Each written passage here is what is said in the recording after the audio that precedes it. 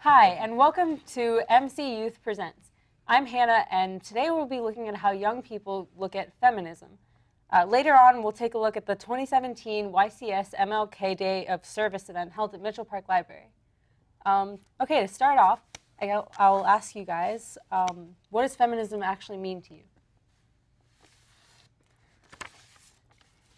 I think feminism means to me just a general term of equality, and how it's sort of like a movement that strives for the equality of all genders.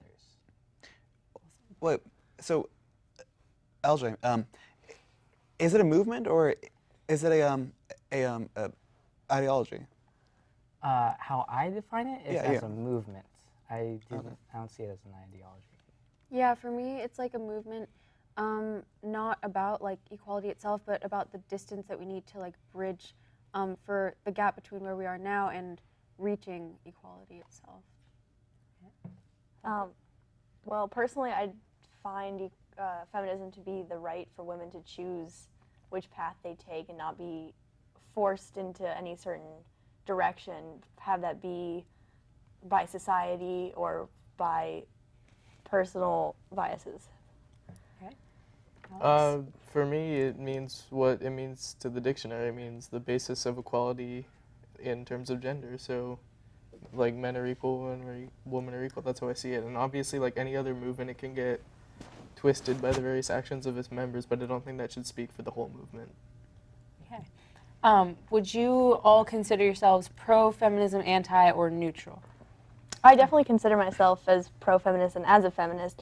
However, I just I think that as there are many movements, as you've already stated, that there'll be a small portion of it that believes something more extremely than the rest of it, and that oftentimes gets to end up being the stereotype of the whole movement as a whole. And so I don't identify with that subset of feminism. However, I'm definitely not willing to just give up on feminism as a whole because of that.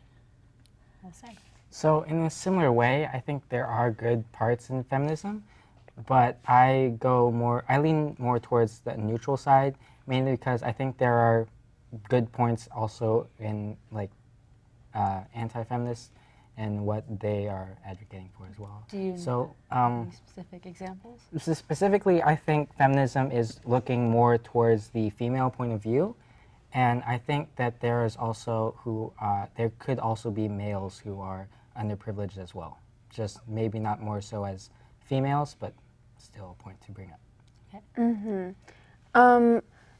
I would consider myself a feminist, but I do believe in, achieving or striving towards what the movement tries to do in a peaceful way and not in too much of an extreme way, because I feel like things are best accomplished and changed like peacefully.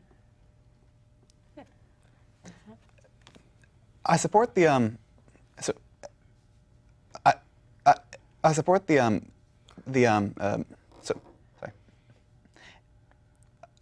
I support the ideology, but I have a hard time with the movement itself. I'm dubious as to how effective some of the methods are. I think that the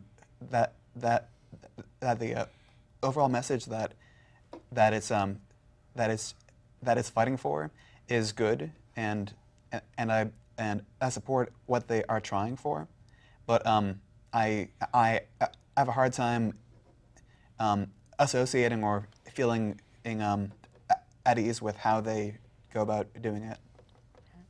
Alex? I would agree with his point of view. Like, obviously, I support equality in terms of gender, and obviously, I support, women have their own choices in society and all that, but I don't consider myself a feminist because if I ally myself with one part of it, I don't want to be associated with any other worse parts of it, like the violent parts of feminism, or just the parts that don't agree with what I stand with. I think I can have my own opinion without having to label myself as a feminist. Okay. So I guess how does feminism positively or negatively impact different social issues like classism, racism, homophobia, transphobia, and ableism? And so basically, intersectional feminism. How do you think it applies? Well, I don't think feminism has any place in racism because it's about gender, and we should keep it that way instead of branching out and opening up yourselves to more arguments from different groups. And well, like, I think the movement should kind of stand for what its core purpose is, equality, and focus on that before branching into any other issues. I believe that the term intersectional is mainly to refer to the fact that there's certain subsets inside of feminism, as in like, oh, somebody believes that they're being discriminated against because of their gender, but like now also because their race is added into it. Like, I guess. No, I would agree with that, but I'm saying I don't understand what it has to do with feminism if it's a race issue. Can you just restate the question? Sorry. Oh, how does feminism positively or negatively impact classism, racism, homophobia, or transphobia, and ableism? Well, I think that I guess it can sometimes impact transphobia kind of negatively because, like, with the whole idea of feminism, like, people will often think that that applies to, you know, cis women, when actually I think it should apply to, you know, all women, regardless if they're cis or not. But, like, the sort of, like, image and stereotype of feminism is, like, a person who is cis, so that can kind of make people who are not feel a little invalidated, I think. Okay. I think feminism, it shouldn't be affected really by those things, but I believe it is in any way because, again, feminism is fighting for equality, as Alex mentioned, but like in terms of equality, it could still be fighting for equality in all things gender-related, but it's still fighting for it, so. Okay. Well, I think feminism, as all of the other things you mentioned, are all the idea of actively fighting for equality, have it be because of sexuality, because of your race, or because of your gender. And I think that, of course, everything, they're all going to get tied in together. So I don't think it's necessarily negative or positive thing that this happens. I think it's just the nature of movements that fight for equality generally get tied up together. I don't see what the movement is doing. I get what the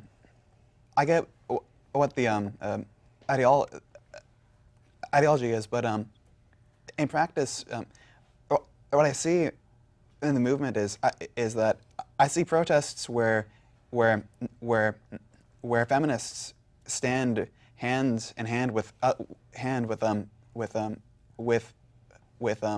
feminists, in a way preaching to the choir when really they should be standing with corporations and the political power and who they want to be changing. I think that they've created a non-positive inspiration for other movements because they've shown that you can be happy with yourself by just saying I am a feminist and I stand with feminists, and not actually act to do change when really they should be with the people they're trying to change, not with people who are like-minded. So you feel that it's too closed off, that you need to branch out more in order to actually have it affect all these subsets? Well, I think that it's very comfortable. That it is much more comfortable to stand and protest with people who already agree with you, as opposed to with people who you have yet to convince, and they've garnered this idea that you should stand hand in hand with other people who think like you, and they've made this closed-minded culture where everyone thinks the same, rather than try to branch out and talk to and accept the people who don't yet understand them. Because if they want to further that, if they want to further their ideology, then they're hanging out with the wrong people. Yeah, I do agree that people generally should talk with more people who have different opinions than them, because I think like in our American society today, like politically and in terms of like things like feminism, people are kind of very scared to like talk to each other if they don't agree, except for like online, which is where stuff gets like very intense. And I think that does need to happen, because like even if you strongly disagree with other people, it is important to at least listen to where they're coming from. Yeah, and adding on to that, I think that a huge issue I find personally with the feminist movement is the idea of like labeling someone who doesn't agree with you as misogynistic. And I think that there was a section of with racism where people started learning that like a lot of us do have racial bias, and that the first thing to stop being racist is to acknowledge your own bias. And it was kind of like a way to like stop shaming people and immediately just accusing them of being racist. And I think that that's the next step that the feminist movement needs to take. And I'm seeing steps already being taken in that direction, where we shouldn't be labeling people as anything, especially if someone doesn't disagree with you. Someone disagrees with you, to automatically accuse them of something is wrong and not productive. So I think that if there could be a type of like acknowledgement of bias and taking that as a first step and not making people feel isolated or feel wrong for their beliefs. I would agree with that. I've seen time and time again people who get shut off of an argument just because they have a slightly differing opinion. And I know not all feminists, this is like a very small portion, but we do have to acknowledge that it exists. There's this small portion of feminists who believe, oh, you're a cis male, you're not allowed to be in feminism because it's a women's issue. And yes, obviously not all feminists think that, but if there are feminists that do think that, it's a problem and it needs to be addressed. Because if you're not allowing people to join into your movement just because of their certain gender, that honestly does make you sexist. And yes, obviously not all feminists think that, but some do, and that does need to be taken care of. And obviously it happens on both sides, same with conservatives. There's some conservatives who are anti-gay and they don't allow gay people into their movement, and that's completely wrong, but it does need to be addressed on both sides. So you believe in reverse sexism? Yeah. Okay. Wait, so do you have any like specific examples of when like a feminist has said like, oh, men can't be part of the movement? I can't think of an example. I can't think of the name Probably, of it. most likely online forums, like you were Oh, I saying. see. Yeah, it's Yeah, just yeah, yeah. it's not a specific example. It's just the small narrative of people who like say, "Oh, you disagree with me. It's because you're a man." Like, it's Oh yeah. I have it's heard happened. before. It's happened multiple times, and I know it's not all feminists, but there are some. Yeah, there's definitely I think that people of all genders can definitely be feminists, because like anyone can advocate for, you know, the equality of women with men and how women can have equal rights. I think anyone can advocate for that, and like men also have like, you know, sisters, mothers, everything. Yeah. Anything else? Okay. So do you all actually believe in the existence of sexism in general? Because I know when it comes to people who don't quite support feminism, one of the base arguments is that women are already equal to men, and so that sexism no longer is an actual issue. Do you believe that that's true, or? I've heard of just a little bit. I do not think in any way. Okay, I think that both females and males are equal, but in separate terms. In terms like females can do things males can't, males can do things females can't, but equally So that's like they, not equal. yeah, that's what I mean. But like they not equal. comparative wise, like So like it there will kind of always adds be, up the differences. yeah, that's what I think. Sorry, but could also, you explain that? Sorry, I'm not sure. Okay, I'm quite following. I'm sorry. so what I think is that there, in terms of capability, everyone can do the same thing. However, I also think that females and males just genetically and the way like we were raised and such, we've been built up to do different things. Well, I mean, to add to that, I think there are fundamental things that you'll see time and time again, how women will react in a situation versus how men will react in a situation, say, as if you're in charge of a country and showing the percentage of times in which, like, you will act with violence or, like, war and stuff. And I think that's definitely, like, it's hard with feminism because it comes to a point of, like, when is it, you can't, I'm not sure if there ever will be a point of true equality because there are going to be differences between the two genders that it's just that's just there and can't be changed. However, I do believe that there definitely is still sexism that can be changed and that is present.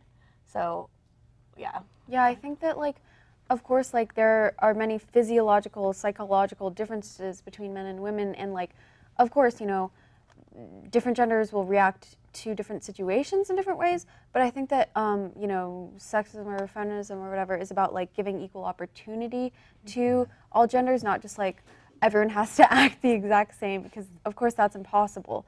But I think it's about giving people the opportunities the same opportunities, whether, like, regardless of your gender, and not having that be, like, a biasing factor when it shouldn't be.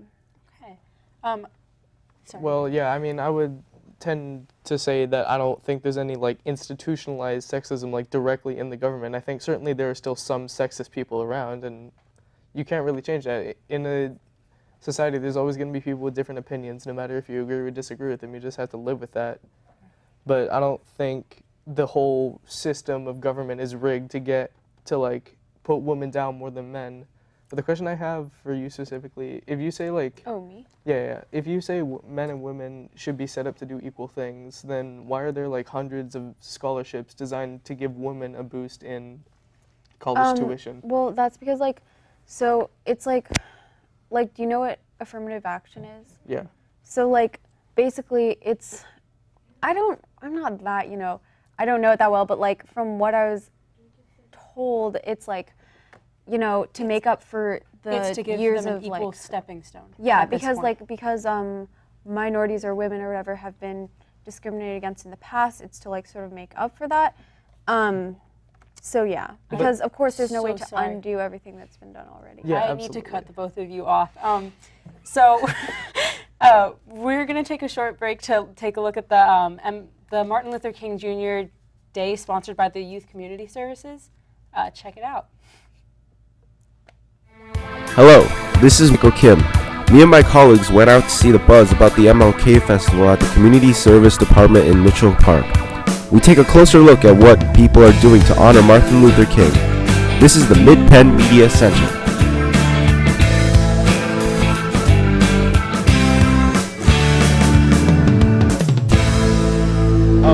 What does the legacy of Dr. King mean to you? Yeah, it means a lot to me. I think it's absolutely incredible, the sort of legacy that he has left on communities around me, communities that I'm a part of, especially like here and in school. And I think it's incredibly important to engage with people who, you know, like know what Dr. King has done for our country, like know how seminal, how seminal he was just to like the status of race relations in the United States. I think it's incredible, and I just, really think it's very important. For me, it means that all the people around the world can be equal and everyone can live a happy life as a family and as friends.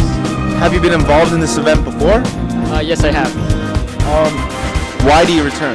This is my first time being here, and actually totally didn't know about this event, and I've been a resident here for a long time, so this is really interesting to be here for the first time. We return because we want to sell cookies for dream catchers. It's for it's a non-profit and it's supposed to help middle schoolers who don't have the money to afford tutors. This event is really awesome because we just spoke to somebody earlier who said that this event being held in Palo Alto really brings together the Palo Alto and East Palo Alto communities, and I think that's something that's really important because we don't really see that kind of interaction happening, and so I think an event like this is really great in sort of establishing dialogue between different communities and bringing together communities under like a common ground. Yes, I was involved in this event last year as well, and I think it's a really great event because it puts forth a lot of different social problems that people are trying to fix.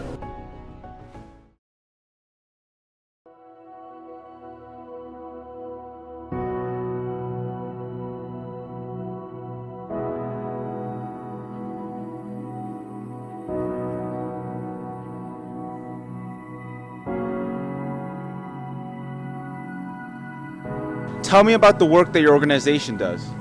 Sure. I work with ACS, which is Adolescent Counseling Services, and we offer on-campus counseling, community counseling, substance abuse treatment, and an LGBTQ support group for youth ages like 12 and up.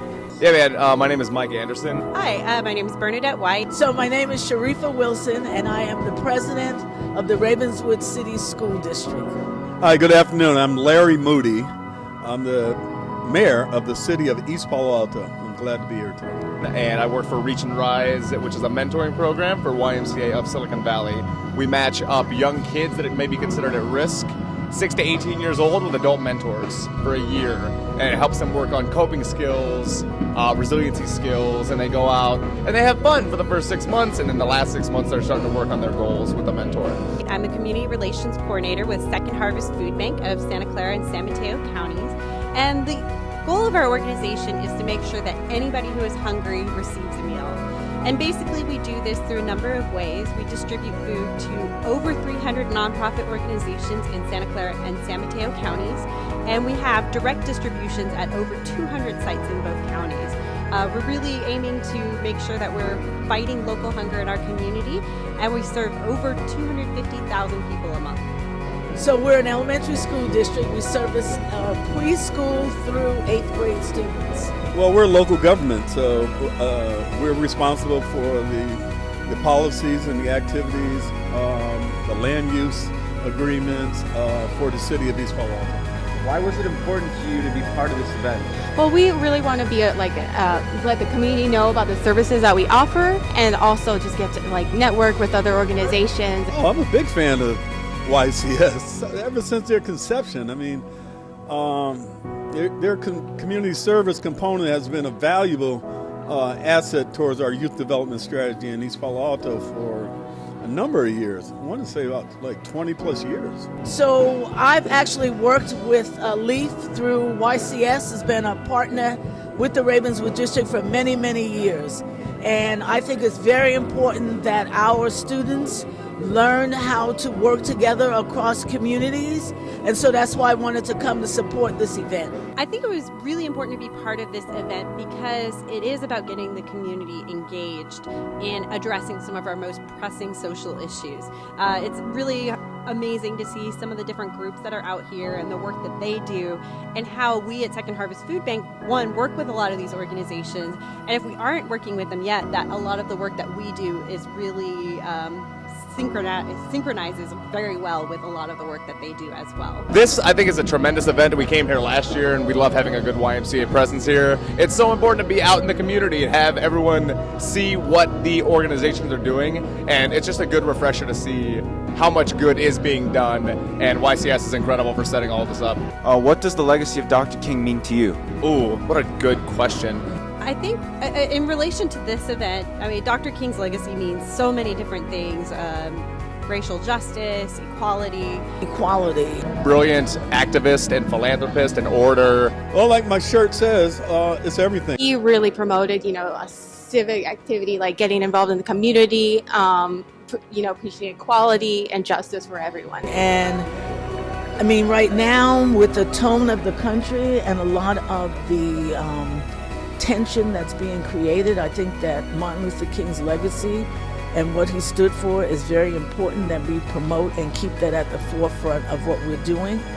And he just what he was doing meant so much to so many people. His work really kind of anchored my activity in public service.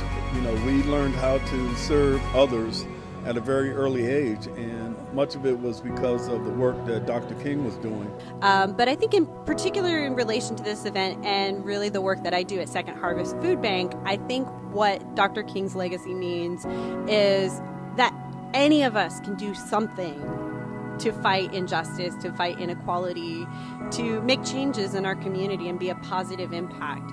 I believe he has that quote that says, if you cannot run, walk. If you cannot walk, then crawl. If you cannot, then, someone will help you. I can't remember the exact quote. And I think just the fact that his inspiration is being carried on after so many years and will be ad infinitum, it's just unbelievable to me, and it shows, he inspired this event. So it got us all out here. So I think that is so much, that's part of his impact. But it's just the idea that even if we feel like we can't do something to address inequality in our community or other issues in our community, we all can do something and make a difference. It's very important that all of us promote a culture of nonviolent engagement. How long has YCS been involved in this event, and why is it important to do this every year? So I was remembering that 8 years ago, we had this event just as President Obama was going into office. And I think we were in Palo Alto City Hall inside because it was pouring that rain that day. And one of the activities was writing letters to incoming President Obama about our hopes and dreams for his time as our leader. And that was part of the remembering about the legacy of Martin Luther King, which is why we do this every year. Oh, why is it important to have young people involved?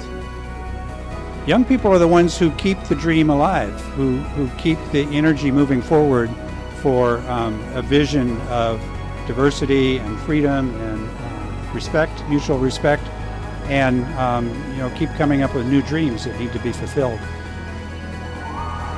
Can you describe what all of this is going on in the celebration? Describe what's going on. So today is sponsored by Youth Community Service and by City of Palo Alto. And here in Mitchell Park Community Center, we have a number of community organizations, over 20 groups that have tables with information about ways to become engaged and to serve with their organizations. We have performances going on, both music and dance. We have the two mayors who spoke to us from East Palo Alto, Larry Moody and Palo Alto, Greg Scharf, sharing their vision of the community. So what you see here is a celebration of two communities that through YCS, through the commitment of leaders from East Palo Alto and Palo Alto, we found a way to create a generation, the next generation of service leaders. These young people who are involved with YCS today, they might not start their first job here, but they will carry their values they learned from the peninsula to whatever city that they land in. And that's what we want. We want to make an investment into America from whatever way that we can. I want to encourage all of us to make sure that we walk the throughway here and visit every booth that's out here.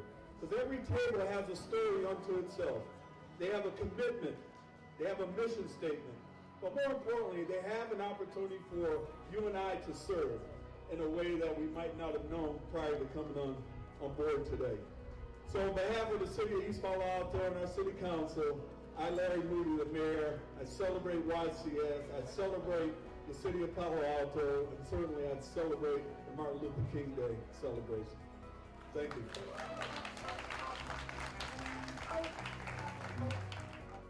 Thanks for tuning in, and I want to say thank you so much to all of our guests for sharing their opinions tonight, and a good night from everyone here at the Midpen Media Center.